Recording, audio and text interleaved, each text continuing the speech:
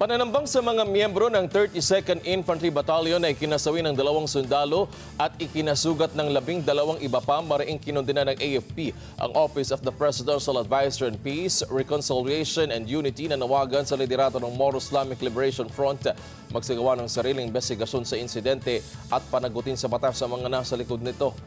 Magbabalita si Mar Gabriel. Mara. Mariing kinundina ng 101st Infantry Brigade ng Philippine Army ang pananambang kahapon sa mga tauhan ng 32nd Infantry Battalion sa Barangay Lower Kabengbeng sa Sumisip, Basilan. Nasawi sa insidente ang 2 sundalo habang 12 iba pa ang sugatan habang sinunog din ang isang military vehicle.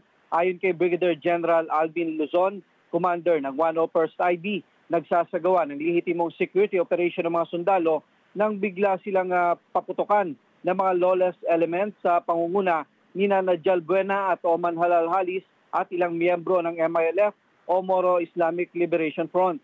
Ayon kay General Luzon, ang nasabing misyon ay coordinated sa Joint Peace and Security Committee sa ilalim ng Joint Normalization Committee, kaya nakakabahalaan niyang insidente. Ayon naman sa Office of the Presidential Advisors on Peace, Reconciliation and Unity, mariin din nilang kinundina ang insidente. Tinawag itong kaduwagan ni Presidential Peace Advisor Carlito Galvez Jr. na kagagawan umano ng mga individual na nais idiskaril ang proseso ng kapayapaan sa lugar.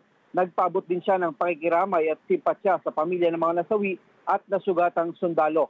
Nakikipag-ugnayan na raw sila sa AFP at sa PNP, gayon din sa Coordinating Committee on Cessation of Hostilities at sa Joint Peace Security Committee at ad hoc Joint Action Group upang mapahupa ang tensyon sa lugar at matiyak ang mabilis at patas na investigasyon sa insidente.